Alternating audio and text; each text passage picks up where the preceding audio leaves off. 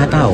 Ada Kan perpanjangan. kalau masalah Coach Sintayong dilirik negara lain, ya itu kan saya nggak bisa melarang.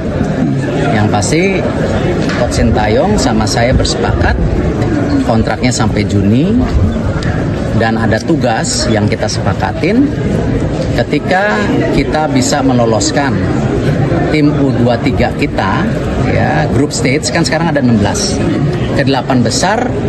Nah, otomatis kontraknya kita perpanjang sampai 2027. Itu kesepakatan profesional.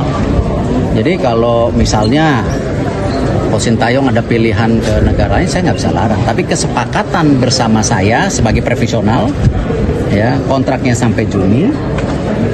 Beliau dan saya bersepakat untuk meloloskan tim U23 ke 8 besar, ya, otomatis 2027. Kan itu kesepakatannya. Jadi saya menghormati kesepakatan itu. Saya tidak berpikir yang lain. Ya seperti Juni 2024. sama kalau ditanya Pak Erik cari nggak alternatif pelatih pengganti Sintayong? Nggak ada, karena sepakatannya itu bahwa sudah ada kesepakatan kontrak saya dan Coach Sintayong sampai Juni dengan 2 parameter untuk perpanjangan lebih panjang lagi sampai 2027, yaitu apa? Meloloskan tim Indonesia senior ke 16 besar.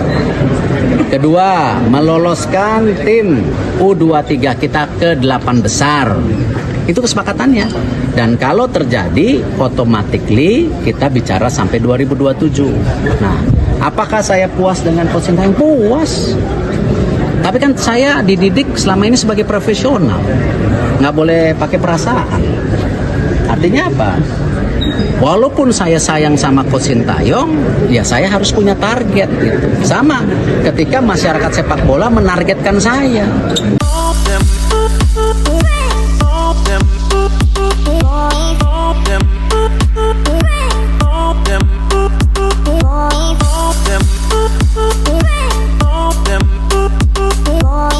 Assalamualaikum warahmatullahi wabarakatuh.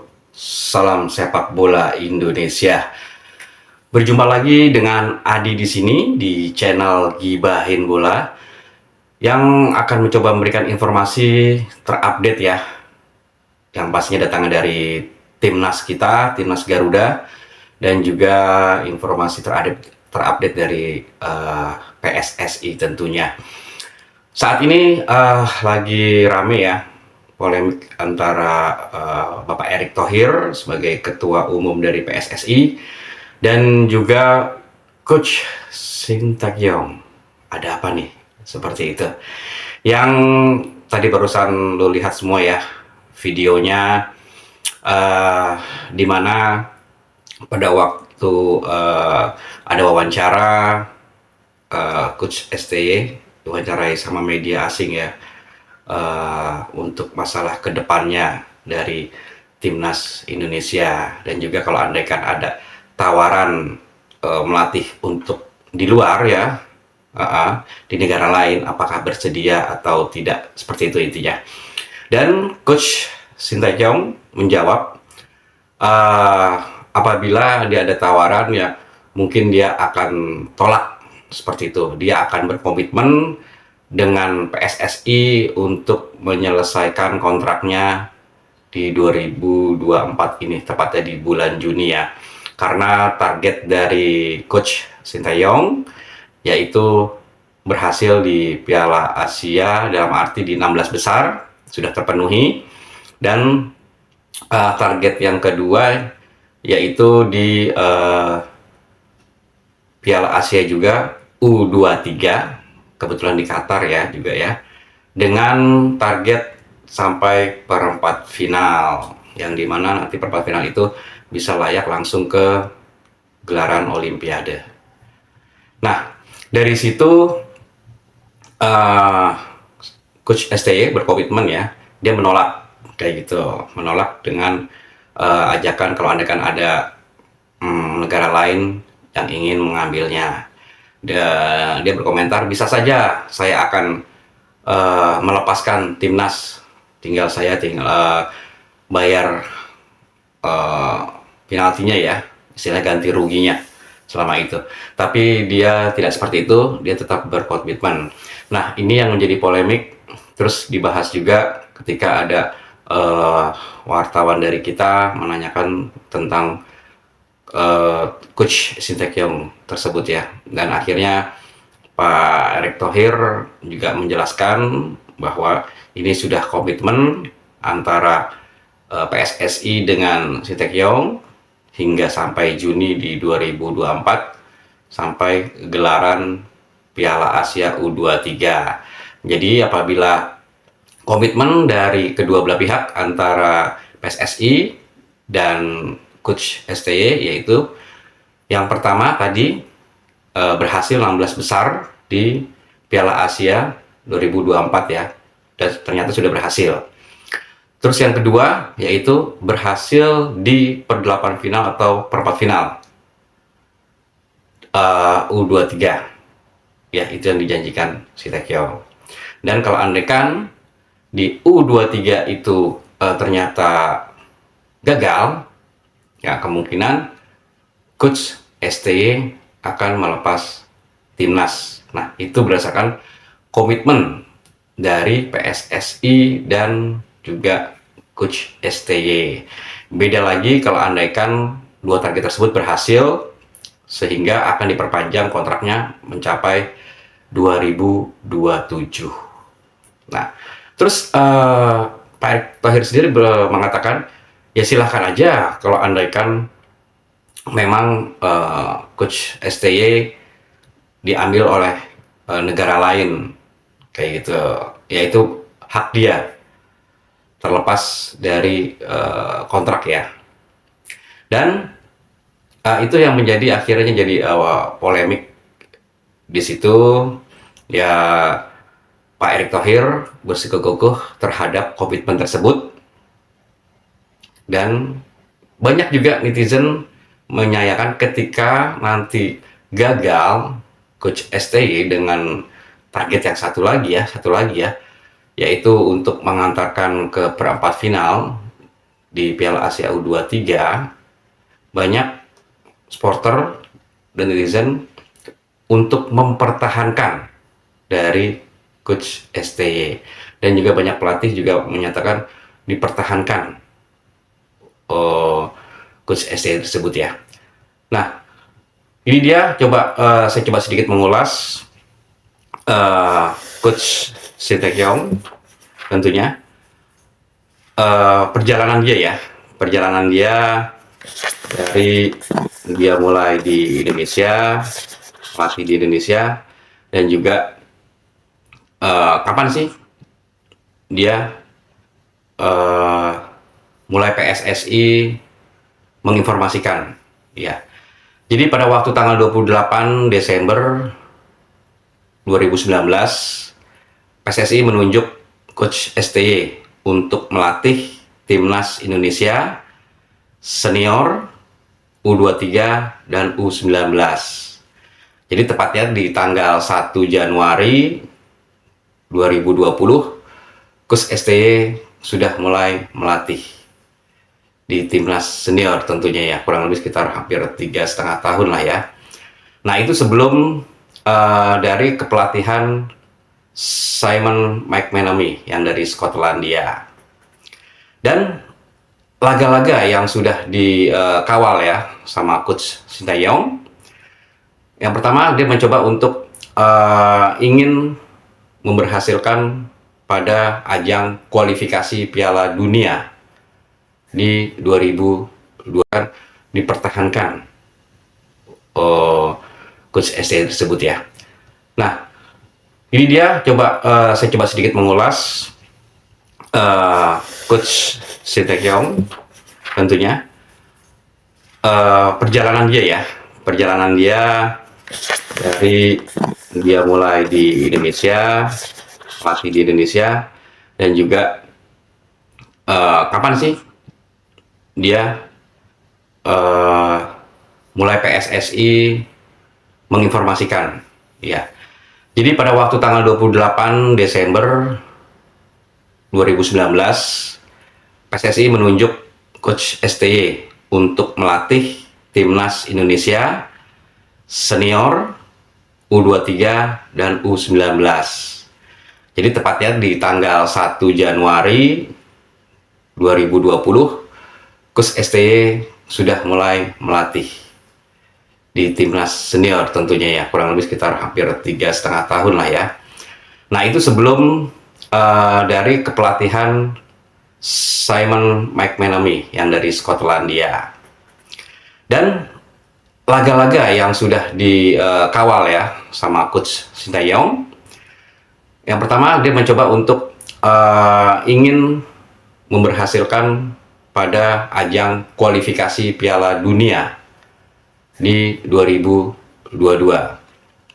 Yaitu yang Indonesia masuk ke grup G ya. Di situ ada Thailand, ada Uni Emirat Arab, terus ada Malaysia dan Vietnam. Nah, pada waktu kepemimpinan sebelum STY yaitu Simon McManamy ya, yaitu sudah kalah di 4 laga. Nah, akhirnya dipecatlah dari PSSI. Kemudian masuklah Coach Sintayong. Nah, debut awal dari Coach Sintayong ini yaitu langsung bermain di laga dengan Thailand.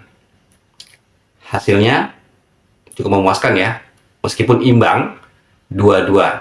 Nah, kemudian debut-debut terakhir kalah dari Vietnam dan juga Uni Emirat Arab.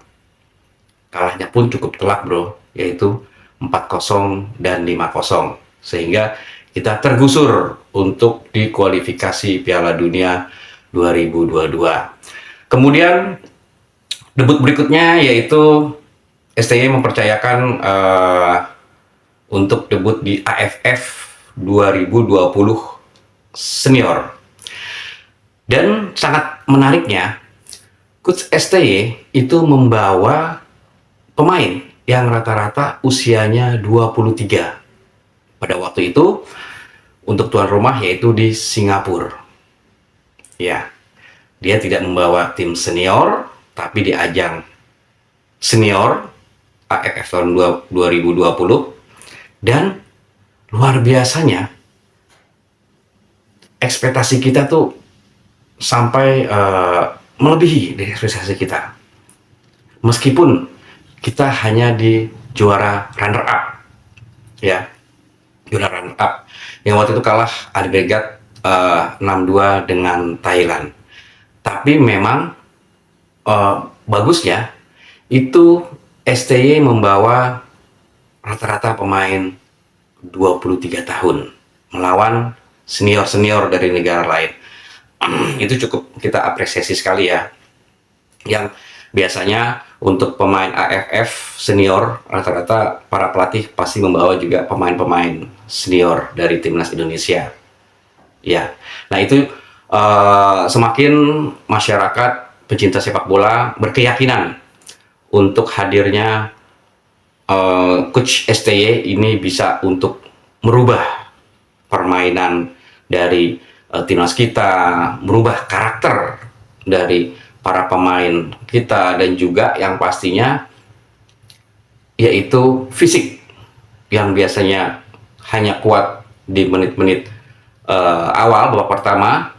Nah, saat ini fisik dari pemain-pemain kita timnas itu luar biasa bro, bisa mencapai untuk andaikan berkelanjutan di babak kedua ada tambahan, luar biasa.